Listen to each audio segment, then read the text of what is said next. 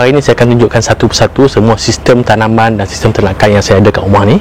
Tuan ada bela ayam itik pun boleh juga kita bagi makan dengan black soldier fly ni. Soldier fly yang dewasa terbang berdekatan dengan kawasan tong ni dan juga dekat depan rumah ni. Dan tu adalah satu petanda yang baiklah. Dan yang ni yang nampak ni memang bunga yang baru keluar dan ni dah nampak buah sikit lah.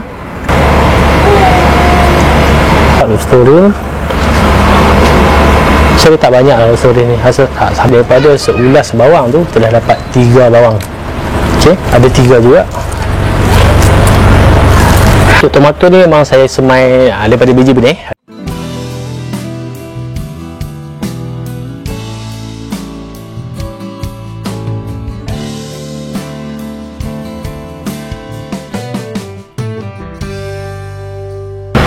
Hai, Assalamualaikum, saya Zul dari Kebun Malaysia. Okay, dah lama saya tak buat video update tentang tanaman dan juga ternakan yang ada dekat depan rumah saya ni. Dan kebetulan juga ada yang request untuk saya buat tour semua sistem tanaman, sistem ternakan yang saya ada kat sini. Okay, termasuklah dengan aquaponik, hidroponik, BSF dan juga azolla ni. So hari ni saya akan tunjukkan satu persatu semua sistem tanaman dan sistem ternakan yang saya ada kat rumah ni. Okey, first tentang lokasi saya ni tinggal dekat Batu 9 Cerah Selangor.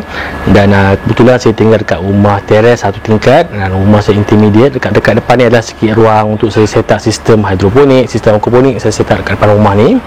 Dan dekat dalam rumah pula saya ada set up sistem untuk indoor hidroponik. Yang tu nanti saya akan buat video macam mana secara untuk kita set up sistem untuk indoor hidroponik. Dan ramai juga yang request untuk datang melawat, tapi buat masa ni memang saya tak buka untuk lawatan sebab untuk protect my family punya privacy.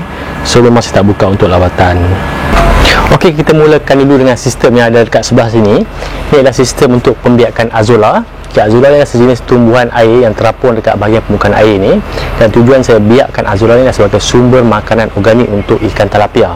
Dan selain pada ikan tilapia ataupun ikan keli ataupun semua jenis ikan yang makan azolla ni, kita juga boleh bagi azolla ni pada ternakan ayam, itik, kambing dan sebagainya yang mana makan tumbuhan hijau. Okey, biasanya untuk kita biakkan azolla ni kita perlukan takung. Macam ni saya gunakan takung plastik. Kita boleh gunakan takung plastik, takung fiber ataupun kolam simen. Dan yang paling murah saya rasa gunakan kolam canvas. Kemudian kita masukkan air, kita masukkan baja. Biasanya kita gunakan baja organik, contohnya baja tai ayam, baja tai kambing, baja tai anak kita boleh gunakan. Dan tapi kaedah yang saya gunakan ni berbeza sikit. Apa yang saya buat, saya gunakan air daripada bahagian bawah tangki tilapia. Saya buat sistem piping, boleh tengok link kat atas ni. Macam mana saya ambil air di bahagian bawah tangki tilapia, masuk ke dalam ni melalui pipe ni. Dan cara dia memang mudah, memang cepat membiak. Boleh dikatakan hampir dalam tempoh 1 hari dia boleh membiak sebanyak 30%. Masa saya set up sistem untuk pembiakan azolla ni, saya mulakan dengan 1 tangki saja. Kemudian saya tambah lagi 1 tangki dekat sebelah dia. Dan dengan 2 tangki ni pun dah cukup lah untuk makanan tilapia saya, sebab tilapia saya pun tak banyak. Dan untuk dapatkan semua peralatan dan juga benih azolla ni, boleh tengok link dekat video description dekat bawah. Kemudian pada bahagian atas tangki azolla ni saya letakkan tong untuk mengumpan black soldier fly. Tong untuk mengumpan black soldier fly datang bertelur ni, saya ada masalah dengan cicak sebab cicak selalu datang makan telur dan juga makan baby larvae ataupun baby black soldier fly yang baru menetas tu. Bila dia menetas, cicak akan masuk dalam ni, dia akan makan semua anak-anak yang ada tu. Jadi apa yang saya buat ni adalah cadangan daripada komen tuan-tuan juga yang bagi cadangan pada saya supaya saya letak dekat atas permukaan air macam ni supaya cicak tak boleh masuk ke dalam kita punya tong untuk mengumpan ni. Sebab biasanya dekat bahagian sini ialah laluan untuk black soldier fly untuk masuk bertelur. Tapi masalah sebab lubang ni besar, cicak pun boleh masuk. Jadi kadang-kadang bila saya mengumpan dah ada yang masuk bertelur, cicak masuk makan habis semua kita punya black soldier fly. Dan yang ni pula, yang ni adalah tong untuk pembesaran black soldier fly larvae. Kini dalam ni dah ada larvae-larvae yang dewasa. Yang ni sebenarnya biasanya saya letak kat dalam rumah ataupun dekat bawah tempat berbumbung sebab kotak ni tak boleh kena hujan. Jadi tujuan saya bawa keluar ni sebab semalam saya ada bagi makanan tu terlampau lembab. Jadi saya letak kat luar sekejap supaya makanan ni menjadi kering dan kotak dia tak basah. Sebab bila basah dia akan mula memanjat keluar. Dan kalau tengok bahagian tepi kotak ni pun memang ada kesan larvae yang dah panjat keluar. Ni kalau kita nampak ada tanda-tanda macam ni, maksudnya memang dah ada larvae yang panjat keluar. Sebab saya lambat keringkan kotak ni dan memang ada yang keluar, yang terlepas keluar. Tapi buat masa sekarang ni belum ada yang datang bertelur lagi dalam kotak umpan ni. Tapi tadi masa saya baru nak set up kamera untuk shoot video ni, saya ternampak black soldier fly yang dewasa terbang berdekatan dengan kawasan Tong ni dan juga dekat depan rumah ni. Dan tu adalah satu petanda yang baik lah. InsyaAllah dalam masa terdekat ni mungkin kita akan ada black soldier fly yang datang bertelur dalam ni. Itu bukanlah rezeki lah. Dan untuk black soldier fly ni, plan saya yang ada yang dewasa ni, nanti saya akan buat kandang untuk kita kurung black soldier fly ni. Kemudian kita akan mengumpan dalam kandang tu juga. Jadi kita punya peluang lebih cerah lah untuk ada black soldier fly yang bertelur, sebab dia dalam satu kandang, dia tak akan pergi ke mana. Berbanding dengan yang liar ni, kadang-kadang ada, kadang-kadang tak ada. Dan tujuan saya menternak black soldier fly ni pun sama juga macam Zola, sebagai makanan untuk tilapia. Dan kalau tuan-tuan ada bela ayam itik pun boleh juga kita bagi makan dengan black soldier fly ni, sebab dia punya kandungan protein memang tinggi. Kemudian dekat sebelah sini pula kita ada sistem hidroponik dengan menggunakan kaedah dash bucket. Untuk dash bucket ni saya ada dua saiz bucket. Yang belakang ni 18 liter dan yang depan ni yang saya tanam strawberry ni, yang ni bucket 5 liter. Dan dalam ni kita gunakan net pot. Ini net pot yang biasa digunakan untuk tanam orchid tu, ni saiz yang sama. Okey, sekarang kita tengok dulu bucket yang paling hujung dekat sebelah sana tu. Okey, inilah bucket yang 18 liter dan dalam ni saya tanam dengan pokok cili padi ataupun orang Kedah panggil cabai Melaka. Tapi yang ni saya tak semai daripada biji benih. Yang ni saya beli dekat nursery. Saya beli pokok yang memang dah berbuah, ada yang bunga, ada yang berbuah. Dan saya pindah tanam ke dalam dash bucket ni. Dan untuk pindah tanam mudah je, kita cuma perlu buang semua kokopit ataupun tanah yang dalam pasu tu, kita buang, tinggal akar saja. Kemudian baru kita tanam dalam dash bucket ni. Kat bawah ni kita ada tangki nutrien ataupun tangki untuk air baja. Okay, dalam tangki ni kita masukkan air, kemudian kita masukkan baja hidroponik ke dalam ni. Dan buat masa sekarang ni saya maintain dengan 1500 ppm untuk tanaman yang ada sekarang ni. Dan memandangkan tempat saya ni tak ada bumbung, memang kena hujan, jadi saya kena selalu check lah dia punya kandungan baja dalam ni. Kita kena check dia punya nilai ppm. Kita kena maintain, kena pastikan dia maintain pada tahap 1500 ppm. Dan masalahnya kalau lepas hujan memang kita kena check lah. Kalau kurang kita akan tambah lagi. Dan dalam ni saya letak satu pump untuk pump air masuk ke dalam setiap bucket. Dan air tadi kita pump melalui pipe irrigation ni. Kemudian kita pasangkan triple line yang ni. Okey, untuk yang bucket nombor 2, 3 dan 4 ni saya tanam dengan tomato. Okey, untuk tomato ni memang saya semai daripada biji benih. Itu saya semai dengan menggunakan kokopit. Bila dah tumbuh, dah keluar 4 daun, saya keluarkan semua kokopit tu, tinggal akar saja dan saya tanam ke sistem ni. Okay, berbeza dengan cili tadi, sebab cili saya pun tak pakai banyak cili, cukuplah setakat sepokok saja. Jadi daripada kita beli biji benih, kita semai, mungkin kita semai 1-2 pokok, yang lain tu tak boleh simpan lama dan dia membazir. Jadi saya rasa kalau cili ni setakat nak pakai sepokok, elok kita beli yang dah berbuah macam tadi je. Tomato ni memang benih memang dah ada, so saya cuba semai. Okey, tomato dah. Kemudian yang hujung sebelah sini saya ada sawi dan juga pokok anggur. Sawi sebenarnya itu saya tanam dalam sistem hidroponik, tapi sebab dia tumbuh terlampau banyak, terlampau padat, jadi saya keluarkan sepokok, saya letak je dalam ni sebab dalam ni belum ada tanaman lagi. Kemudian untuk anggur ni, ini first time saya tanam anggur dalam sistem hidroponik. Sebelum ni saya pernah try dalam sistem aquaponik, memang tumbuh elok. Cuma masalahnya untuk berbuah tu kadang-kadang susah sikit nak berbuah. Cuma pernah sekali saja berbuah, masa tu anggur yang warna anggur hitam. Tapi dalam aquaponik itu kebetulan masa berbuah tu, sebab masa tu memang nutrien banyak, ikan pun besar, memang berbuah. Tapi kalau ikan masih kecil memang susah nak berbuah. Jadi sebab tu saya cuba untuk tanam anggur ni dalam sistem hidroponik. Sebab dalam hidroponik ni kalau nutrien tak cukup, kita boleh tambah. Dan harap kali ini menjadilah. Kemudian pada sistem dash bucket ni saya tambah lagi satu sistem dash bucket menggunakan bucket yang kecil ni, bucket 5 liter ni, khas untuk tanaman strawberry.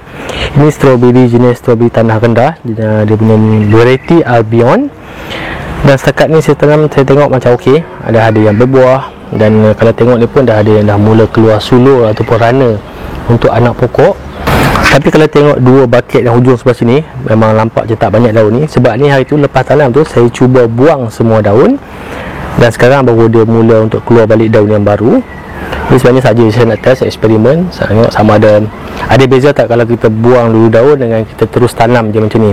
Sebab strawberry ni hari tu apa yang saya buat, daripada bila dah sampai pokok tu, dan pokok tu pun memang dah besar, memang ada buah, ada bunga. Apa yang saya buat, saya cuma keluarkan semua kokopit, kemudian saya tanam dalam sistem ni. Dan untuk sistem strawberry pun masih berkongsi tangki yang sama, tangki nutrien yang sama. Jadi untuk strawberry pun masih lagi menggunakan 1500 ppm, sama dengan pokok-pokok yang dekat belakang dalam baket 18 liter ni. Tapi nanti saya kena asingkan, saya kena ada lagi satu tangki nutrien, sebab untuk tomato ni kita perlukan baja yang lebih tinggi, biasanya dalam 2000 hingga 3000 ppm. Macam sekarang okey lagi sebab masih belum berbuah. Bila dah mula untuk berbunga berbuah nanti, kita perlukan baja yang lebih. Jadi untuk strawberry maksimum 1500 ppm, untuk tomato 2000 hingga 3000. Jadi kalau bila saya tengok tomato ni nanti dah tak cukup nutrien, baru saya akan tambah lagi satu tangki dan kita asingkan sistem ni. Okey, pokok strawberry ni masa saya beli itu memang dah berbuah. Ada yang buah merah, ada yang buah hijau, dan yang tu semuanya dah habis. Buah semua dah masak, dah harvest. Anak-anak saya memang suka strawberry. Dan yang ni yang nampak ni memang bunga yang baru keluar, dan ni dah nampak buah sikit lah. So saya pun tak sangka yang semudah ni kita boleh tanam strawberry dekat rumah, dekat kawasan tanah rendah ni. Cuma kita kena pastikan variety yang kita beli tu memang variety yang sesuai dengan tanah rendah lah. Dan untuk 3 baket yang berdaun lebat ni, kalau kita tengok ni dah mula keluar rana ataupun sulur untuk anak. Okey, ni ada 3 sulur, yang ni ada 2, yang ni ada 1. Yang satu ni pun kita tengok memang dah nampak dah akar dah mula tumbuh. Nanti saya kena cari cara lah macam mana untuk kita membiarkan anak ni. Itulah semua sedikit update tentang sistem Dutch bucket hidroponik ni. Kemudian kita tengok pula untuk sistem aquaponik dekat sebelah sana tu.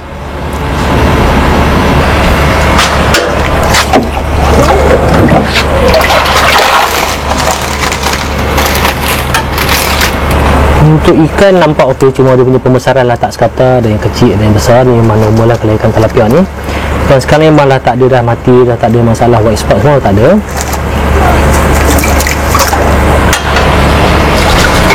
Cuma masalah yang ada dalam sistem aquaponik adalah masalah tentang filter. Okey, filter ni biasa ada 2. Satu solid waste filter dan lagi satu biofilter. Biofilter tak ada masalah sebab amonia tak tinggi dalam ni, sebab kita ada banyak bakteria. Saya banyak gunakan EM4+. Cuma dari segi solid saja, sebab filter ni mungkin kurang baik, dan saya rasa saya kena design balik filter untuk sistem aquaponik ni untuk pastikan air ni lebih jernih. Sebab kalau kita tengok dia memang nampak hijau sikit, satu dengan lumut, kemudian dekat bahagian bawah ni banyak solid waste. Radio flow filter tu tak cukup, so nanti saya akan tambah lagi filter dekat untuk sistem ni. So nanti saya akan tengok design filter mana yang lebih sesuai untuk sistem ni. Sebenarnya kalau setakat air keruh saya tak kisah sangat, tapi masalah yang utama itu sebab pernah sekali tersumbat, sebab band siphon tersumbat, sebab kotoran ni dah melekat pada lubang dekat band siphon ni. So siphon tak berfungsi dengan baik. Itu saya dia punya major problem lah. So saya ingat saya kena perbaiki masalah tu. Saya akan tambah lagi filter, dan mungkin kedudukan pump saya akan keluarkan. Saya akan buat letak dekat luar dalam external filter. So kita akan ada banyak perubahan lah dari segi filter untuk sistem ni. Okey, untuk tanaman yang belakang ni kita ada halia dan juga kunyit, dan hujung ni kita ada ulam raja.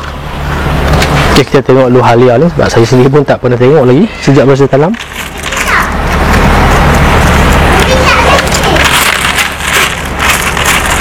Kita boleh nampak tu besar juga. Yang dekat depan ni pun halia juga, sebab rumah saya memang selalu banyak gunakan halia. Saya tanam banyak halia. Kemudian lagi satu tentang bawang ni, kalau masih ingat itu saya cuma tanam bawang ni untuk dapatkan daun, kemudian saya biarkan jalan ni. Kalau kita tengok ni, daripada seulas bawang tu kita dah dapat 3 bawang. Okey,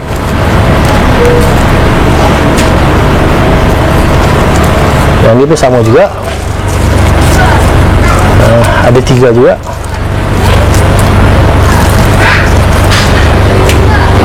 Kemudian dekat bahagian depan kita ada pokok mint, pokok daun sop, pokok kesum. Okey, pokok kesum memang mudah kita tanam dalam sistem aquaponik ni, memang cepat membiak. Memang kalau kita biarkan ni mungkin dia boleh penuh dalam sistem ni. Kalau pokok kesum ni memang selalu kena trim juga, jangan biarkan dia terlampau merimbun. Kemudian yang paling ujung ni bayam Brazil, macam biasa pun sama juga, memang sesuai dalam sistem aquaponik ni. Memang nampak merimbun, daun pun besar.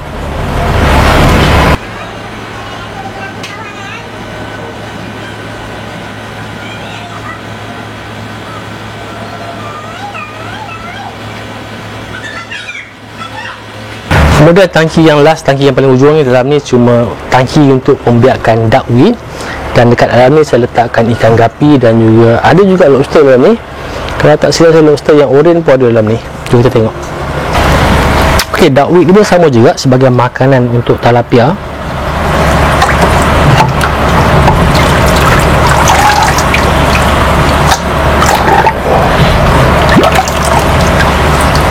Dan lobster dalam ni ada tapi tak banyak, so susah sikit nak dapat. Yang lainnya banyak ada kat dalam rumah, tapi saya tak dapat nak tunjuk lah dalam rumah tu satu sebab dalam tu gelap dan bilik tu berselerak sikit, tak sempat nak kemas lagi. Kalau saya dah kemaskan nanti, saya akan tunjukkan keadaan sistem ternakan lobster kat dalam rumah dan juga sistem hidroponik. Dan untuk hidroponik tu saya nak set up sistem yang baru, saya nak buat rak untuk sistem hidroponik tu. So, saya akan tunjukkan juga dalam video nanti macam mana cara kita nak buat rak untuk indoor hidroponik. Okey, ada oren. Okey, kalau yang tak pernah tengok lobster oren, ni ada.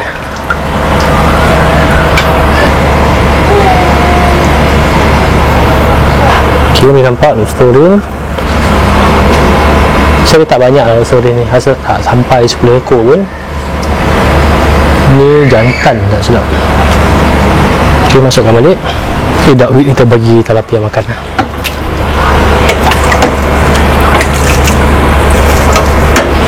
Okey, untuk duckweed ni pun lobster pun makan juga, cuma kena pastikan air tu tak terlampau tinggi. Kalau air tu tinggi, tak dapat nak capai duckweed ni. Okey, itulah dia sedikit update tentang sistem tanaman dan ternakan yang saya ada sekarang ni. Dan untuk lobster memang tak banyak sekarang ni, selepas 2 kali kena fogging. Sebenarnya 3 kali, kalau 3 tu tak banyak kan. So untuk lobster ni memang saya stop dulu sekejap. Mana yang ada saya bawa masuk ke rumah sebab saya ada masalah fogging.